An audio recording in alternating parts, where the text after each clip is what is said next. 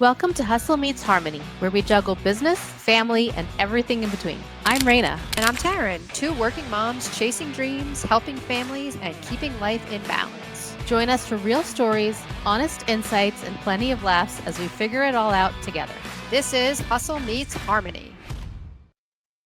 Okay, so today we are here with Glenn Davis. We have so much to talk about, but I just want to jump right in, Glenn. Do you think people are actually burned out because they're overworked or because they're disconnected from what really matters? I'm going to go with option B, disconnected from what really matters. I think social media and iPhones have, as much as they've benefited us, I think they've also been a great detriment to everybody just being social. Walking to a restaurant nowadays, all you see is this, right? Right. Yep. So That's why, like, I'll text you and then you'll call me. Yes. You're like, we're not texting about that right now. Like, this is ridiculous. Yes. you just showed my age. Thank you. I appreciate No that. worries. I agree. At dinner time, there's no phones. We talk to each other, and when we're at restaurants, my kids, we've always instilled them no phones. Even you're at a restaurant, you talk to your friends, have conversations with people around you. We don't take you out to restaurants just so you could, scroll and be on your phone. So family time and talking time, that's really important. So I agree with you. People are just kind of lost. Yeah. I think a lot of social skills have been depleted from our society because no one talks to anyone anymore. Yeah. And then you put something interesting on your form, if money were no object. So I just want to talk to us about that a little bit more. Yeah, I think it's a great question to ask anyone, actually. Like, if money were no object, what would you do? Where would you go? Okay, so tell us, where would you go? What would you do? I would have a very small house and I would literally travel my entire life. I would live on a plane and just bounce from location to location. Okay, so top 3 travel bucket list locations. Oh, that's a good one because there's so many places I want to go. Would love to do Southern Asia. Okay. Would love to do Poland, believe it or not. I've been throughout a lot of Europe, but Poland is not one place that I've been. Okay. And, I guess Russia would kind of be cool too. Okay. All right. How about you, Taryn? What's your Okay. Okay, so if money were no object for me, I like the idea of living more of a simple life, which we kind of do have. I mean, we don't have a big house or anything like that. I'd love to travel as well. But maybe like hike all the really, really tall peaks in all the different continents. I feel like that would be super awesome. I want to hike Mount Kilimanjaro and do an African safari. That's on a bucket list. I want to do the rim to rim on the Grand Canyon, where you go from one rim to the other in one day. But yeah, also like all the travel, for sure. So, Raina, your turn, Raina. Yes, Taryn. If money were no object, I would have a big house. Okay.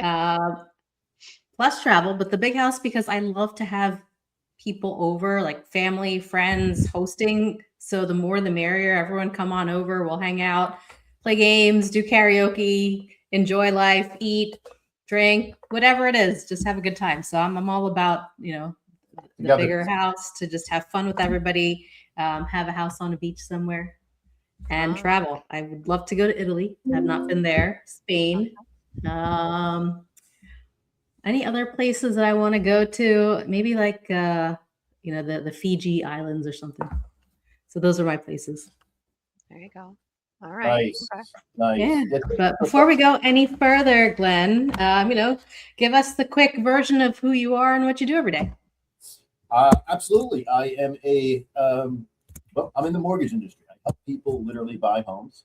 I've been doing this for 29 years throughout in Somerset, Bucks County, basically New Jersey and Pennsylvania.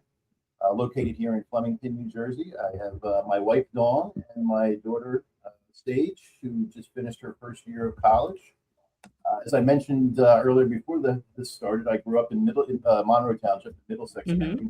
Still lives there. He is 90, believe it or not. Still lives alone. Wow. It makes me a little crazy. The circle of life, right? Yes. Right by my office, like we talked about.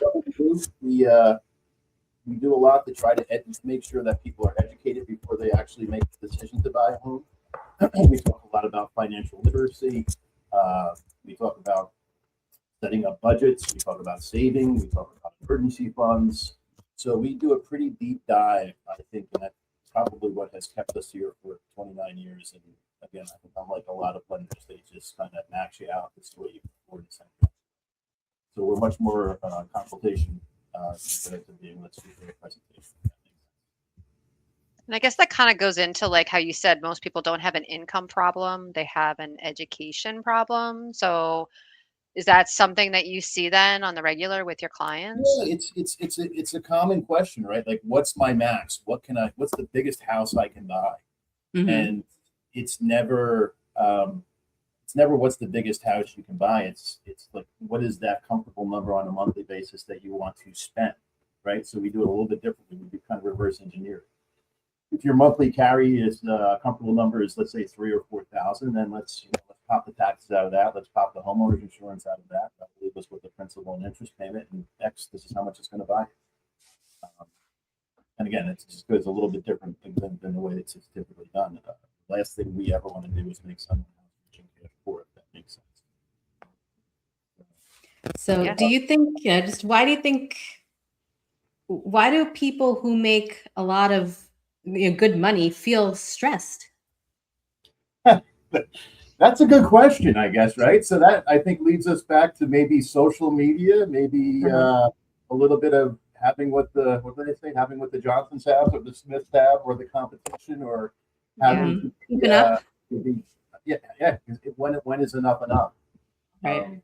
I don't know. I'm a pretty simple guy. I kind of get up every day. I have a lot of gratitude for getting out of bed every day and being able to come and do what I do, and that makes me happy, right? Yeah. Yeah. So just keeping up with others. I got it. Yeah. Why do people feel embarrassed to talk about finances? Great question. I don't know. I really don't. It's funny because if you go to in Europe, they talk about money all the time. That culture is very different than ours. Our world, no one wants to talk about income. No one wants to talk about the debt they're in. No one wants to talk about the income they have or the savings they have. Interestingly enough, I'm actually in a coaching group where that's pretty much all we do is talk about our income, our assets, how much we're saving, how much we're giving, and what our kind of goal is to get to for retirement, right? So it's completely out in the open. There's about 15 of us. Everybody knows everybody else's debt. Everybody knows everybody's income, and it's refreshing. I love that. That's really good. And in my house too, like, we're very open with the kids when we talk about finances, because that's how they're going to learn. We talk to the kids about saving. We talk to them about investing. We talk about different stocks. We were having a conversation last night about stocks and mutual funds. And my son's always checking on the market. Should I buy this stock? Should I sell this one? That's awesome. And I find that if you're open about it and talk to them at an early age, they can take those skills, ahead into their lifetime. No, that's awesome that you do that. A lot of people don't do that. It's interesting when I meet with couples, there are occasions where, let's talk about maybe the wife not knowing everything and the husband running everything. It's one of those things where I kind of scratch my head sometimes and like, this should be a 50-50, Right. It should be a partnership. And that's another one of my pet peeves. Not a pet peeve, but it's like when I talk to folks, I find many times that women don't feel comfortable enough about it, and they just tend to defer or pass off financial decisions. Talk about income, talk about life insurance, things that are really important for the family structure, but they don't want any part of it. They feel uncomfortable. They pass it off to the man. Like, how do we build awareness or education saying everyone should know? It's like you said, 50-50. It's a partnership. How do you get that out to other people? That is a great question. And oftentimes, especially when I'm dealing with a divorce situation, and there are many cases where the wife comes to me and has little or no understanding of finances. And that's kind of frightening. Like, I try to educate, my wife knows pretty much every month we sit down and we go through the pluses and the minuses and where his money's gone. Like, you have to kind of be that transparent when you're in a partnership.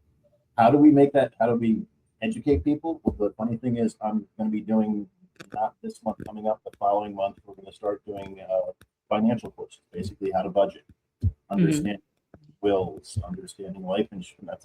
Life insurance. Should you have it? Shouldn't you have it? So maybe we can do something with that locally, and again, Yeah, start educating people on the numbers. I love that. Yeah, I Yeah. love that.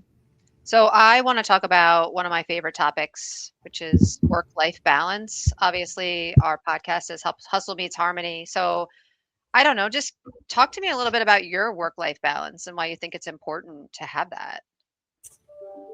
Yeah, that's a great topic. I don't think enough people have the harmony in their life, especially in my industry, especially in your industry and the real estate industry. Mhm. We unfortunately or fortunately live in a world where most people think we're available 24 hours a day, and that's just not the case. So in my case, I literally took a hard stop. My phone literally shuts off at 7 p.m. every night. It doesn't start back up until 8 o'clock the next morning, and I don't look at it until I walk through the door in my office here, somewhere between 8 and 9 o'clock. I love that. So that's I given love me that. back a lot of my life. It's Yeah. given me back a lot of, looking at my phone while I'm out to dinner with my wife. Now, does it happen every so often? Yes, I'm not going to admit I'm not perfect, but Sure. it certainly adds to your ability to actually live and not be tethered to your Yeah. job, right? Yeah. Yes. Um, and it's interesting. You almost have to, I hate to say this, but train people to understand that, hey, you can call me up to 6 or 7, but after that, I'll get back to you the next day. Right? Yeah. Nothing in the world of lending or buying a home is life or death where it needs to be done that night. Yes. Yeah. Agreed. I Agreed. appreciate when I call, let's say, a realtor or a client or an insurance person, and on their voicemail, I'm available between 9 o'clock and 7 o'clock. If you leave a message after 7 o'clock, I'll call you back. Yeah. I think that's very respectful. That's a good idea. And it's interesting because Raina and I have different boundaries, but because we work together so much, like we know, as she knows, like in the evening, I'm not thinking about work. I'm not talking about work. I'm not getting on a call. I know that she goes to the gym every morning at a certain time, or some days she goes and plays tennis in the middle of the day, but that she'll work in the evening. So we're kind of still learning how to like protect each other's boundaries, even in a, relationship partnership like what we have. So, but And Rena, it's tell your story, your beach story. I love that.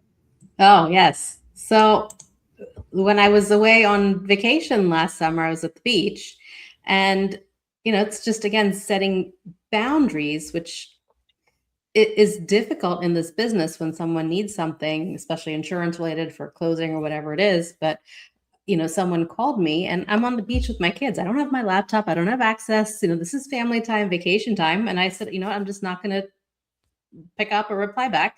I did have somebody in my office call back, right away. But then the person was upset that I personally didn't call back. And, is that the type of relationship that I want to have going forward? I don't know. You win so some, that you lose leads, some, that unfortunately. leads to a really good question, which is, they used to say the client's always right. I don't necessarily, I don't believe that. I don't think that every client is right for me, and I don't think I'm right for every client. Hmm.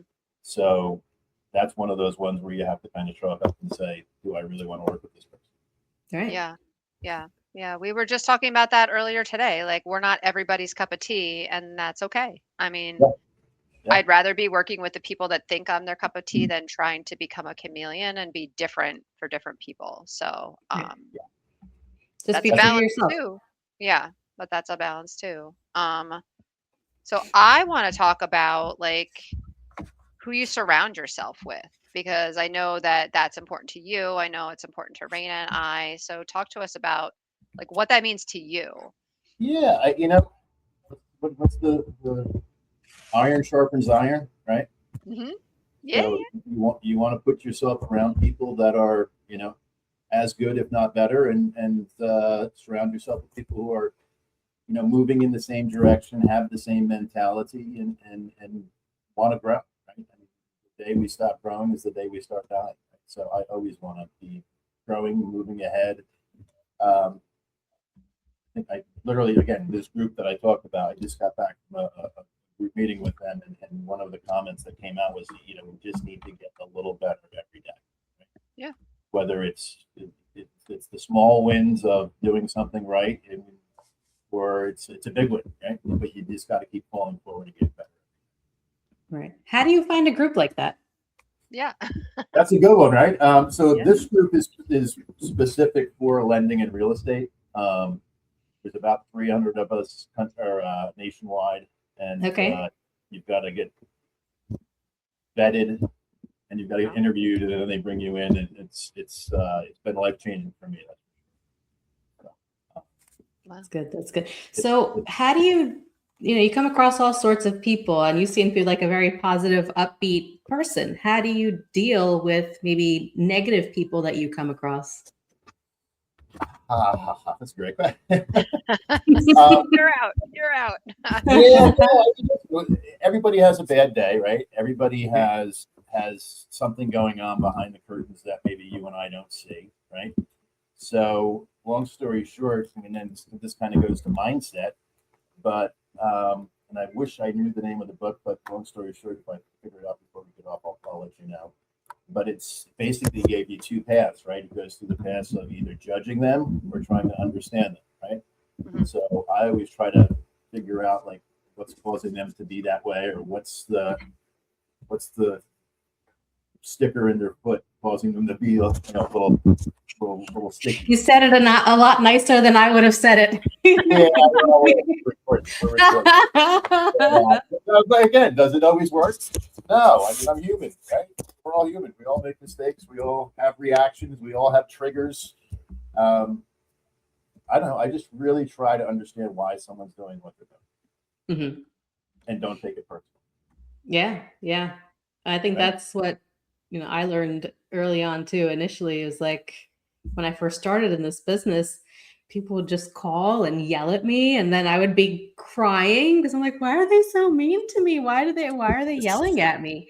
But then as you mature and you're in this business a little bit longer, like, it's not about you. You just happen to be there. You're the sounding board. And that's okay. Let them just get out whatever they need to, calm down, and then you have a conversation after that. It's not about me. It's about them. They're going through something. Okay. I've had so many people come to the office and talk about things that are just completely unrelated to insurance, just because they felt like it was a safe space and comfortable to have a conversation. And that's okay too. I'm here to help everybody. That's Right. great that you foster an environment like that, and your clients. Yeah. Yeah.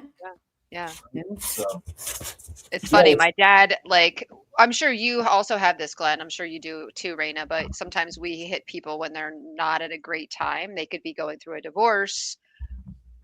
There's all sorts of crazy stuff that go on. And my Right. dad would always tell the client, I don't do domestic. Like, I will help you with the insurance side of what's going on. I'll listen, but I'm not going to get involved. Yeah. I'm not going to, say something bad about your ex-wife. Like, we're just going to keep it. We're going to do the business, and then the domestic can happen outside of the office. But I don't know. I want to talk about networking and because I know, Glenn, you're really into networking. Raina and I have obviously gotten much more into networking. So I don't know. Let's just talk about the importance of networking and being in person with people and community The events and all lovely that. lattes that you're doing. Yeah. Yeah. Glenn loves the Love You lattes. I heard. Yeah. I love that. Yeah. Yeah. Well, listen, we're all in business, right? We're all trying to grow, and how do you grow? You've got to meet people, and regardless of who it is, I love that idea with the coffee, the Love You latte, right? We did that, and we met folks that maybe it'll come to something, maybe it won't, but more importantly, who else can they connect us with? Right? So it's not just the person we meet; it's the person they meet. Yeah. Really trying to expand on that in my world as I continue to grow and continue to build my practice. But it's fun. I mean, you've got to like people. You got to love people, right? To do what we do. And even on days when we maybe don't love people, we still have to act like we love people because it's just, it's being human. It's being human and knowing that you've got to get better every day. Yeah. But it's important to network. It's important to continue to grow your network. I had I'll say a very big learning experience in the last 2 years, and where I was really hunkered down in Hunterdon County, right? So Hunterdon County was my footprint. That's where I was going to grow my business. Mhm. I know all the realtors, right? I know which ones I'm going to work with. I know which ones I'm not going to work with. Whatever, right? So we've expanded out. I do a lot more now in South Jersey. I'm expanding more into the South Jersey area. I'm expanding a lot more into Pennsylvania, and it's all through networking. I don't think I've ever made a cold call in my life, but I think one of the things that we do really well is literally just asking someone that you already work with, who do you know that you can connect me with that likes to work with me, who likes to work with you, right? And that little, what we call triangle of trust, right? Because they're connecting you to the other person, you got three of you, eliminates that cold call and puts you in a much better position. Yeah. I love that. When you asked me literally that day, you're like, who do you know? Who do you know? Who are you working with that I don't know, but I should know? So I feel like, and that was really powerful for me. And it's like when we put together the home buyer seminar, I didn't know Dan from DAS at Home Inspections. And Yeah. now I'm thinking of like, I could bring him into a real estate office and have him talk about this to realtors and bring value to them and hopefully connect him with more people. So like the YMCA folks, like again, we met them at a coffee event. We have no idea where that will Well, that's lead, going to take but us. Yeah. but we'll go into their office and talk to them about their project and like the Union Hotel people. So it's just I don't know, it's keeping your eyes and ears open, I think, to like There is so much opportunity out there for all of us, and I've always been a big believer in there's enough business for everyone, right? Absolutely. The cream will rise to the top, and the reality is people that do the right thing will be here long after the people that don't, right? So I just think that if you pour into people, you give them all you got, you give them the honesty, you give them the information, at some point in time they're going to give back. Yeah, for right? sure. I mean, So people ask us all the time, like, how do you guys work together? You're in the exact same business. Like, your potential clients are the same. And we're like, we would much rather work together and collaborate. There's Yeah. enough business for everybody. I don't want to see Raina as competition. I want to see her as somebody that we can strengthen each other. We can learn from each other and build each other up. So, love it. And I think it's been a really good partnership for both of us. We're learning things, we're sharing ideas, we're networking with people, we're growing and developing ourselves to hopefully then be, better agents for our clients and our team, be better business owners and leaders. But you can't do it alone. We always say it takes a village to do anything, not just to raise a family, but to grow your business. Your business is your baby. You're growing that too. So expand your network and everyone can help each other. Yep. For sure. 100% agree. So you talked a lot about gratitude, attitude, and small wins. So let's talk about that more. I love that. So gratitude. So again, these last 2 years have taught me a lot. And when you focus on, let's say, the bad things, right? Your brain probably doesn't take you in the right way. And I'm sure there's some science that talks about it, rewiring your brain to look at nothing but bad or nothing but good. And I made a conscious decision to look at nothing but good. So I do a gratitude book every day. Oh, wow. Seen this? It's a 5-minute 5-minute journal. Okay. You write it. Takes you probably 5 minutes in the morning and 5 minutes at the end of the day. But you write in there what you're grateful for the day, what you want to accomplish with the day, what your why is, and then at the end of the day, you write what you accomplished and what you want to improve on. Wow. So pretty cool little thing. Amazon. I don't own it. I don't get a plug for it, but I love it. So. And you've been doing this for 2 years. Are you consistent? Like every day? I've been doing it for a long time. I'm pretty consistent. I'm not going to tell you that I haven't missed days, but I'm probably more consistent than not. Wow. Now, does Dawn do this? Do you go back and reflect on this and see how things have progressed? Yep, absolutely. That's neat. Absolutely. So that's a good one. That's one I think I'm actually going to give. We have a friend of ours that's my daughter's friend actually. She's going through a little bit of a rough time, and she's literally focusing on nothing but the bad. Oh, And surprise her with an Amazon delivery from an anonymous person. Tell her to wow. this may change her life. So I love yeah. it. I'm going to jot that down. I think that's a great gift to give to people. Yeah, for sure. For sure. Yeah, it's just being thankful. And then again, the small wins. Like there are days when, let's face it, in your industry, in my industry, in any, you just get hammered, you get beat up, you get, Yeah. Yeah. you don't get any love. Right? So Yeah. sometimes you gotta love yourself or find something to love that's for that day, just to kind of make it whole and move on to the next day. Yeah. Mhm. I've done that before, like as I'm driving home from work and I'm like, man, it was like a bug day, not a windshield day. Like I or I love that just phrase. feel unproductive. So then I'm like, okay, let's just think of like 3 things that I actually got accomplished today. And then by the time I get home, I'm like, okay, all right. It wasn't such a bug day, we got a couple things done. But um yeah, I think you're right. Just focusing on the positive. They say like your mind goes wherever I don't know what the actual term Yeah, is, but I you're don't know. right. There is a term, and it's something Yeah. to do with rewiring. And Yeah. I read books frequently, and that happened to be one that I came across and thought, that'd be a great idea just to do a journal every day. 5 Yeah. minutes. It's a big deal. So why do people that are successful, why do they always want more? Like when is enough enough? Like when do we need to say I'm happy with what I have and Yeah.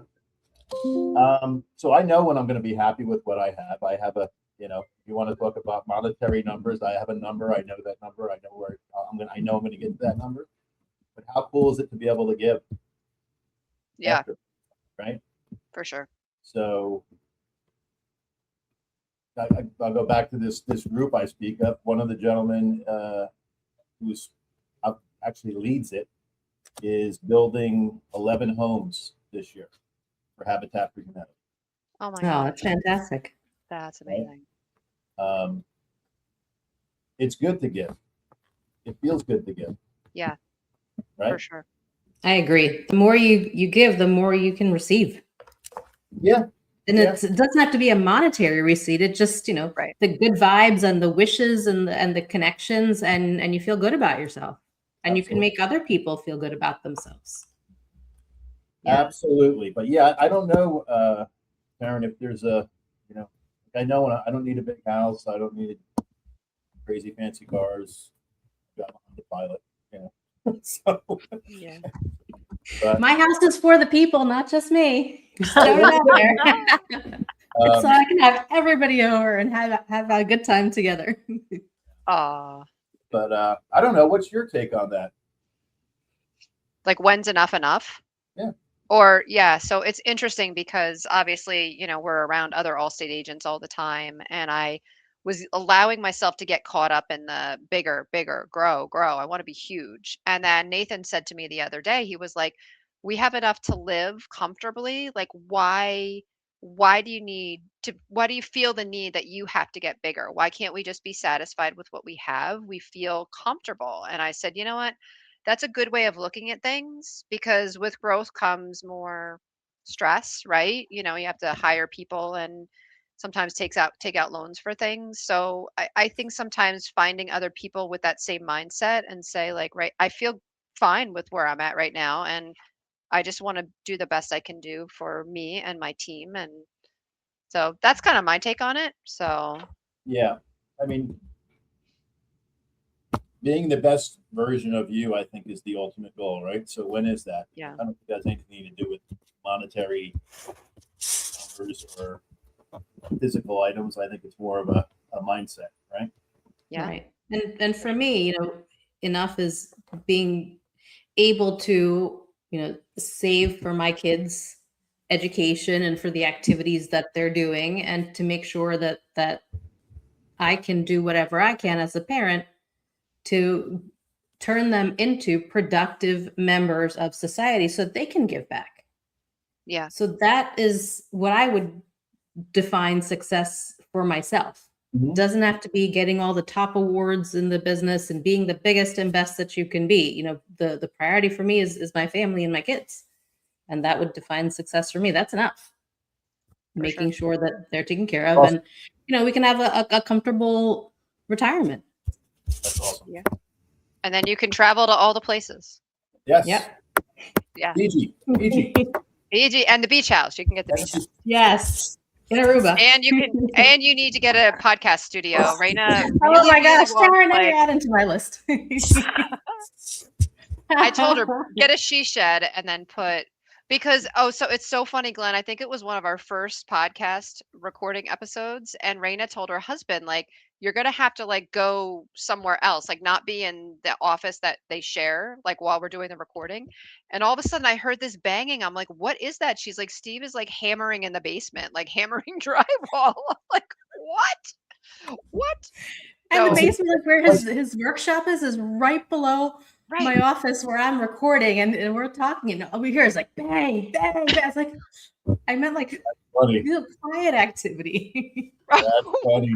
Right. So that's What why was he, she what was needs. he making? Was he making your she shed?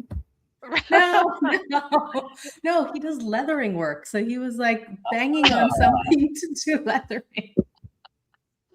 Like a mallet and something else. It was just not great timing for No. the leather work. It was not great timing. Right. Yeah. Right. But that's okay. It happens. Yeah. Just another question for you.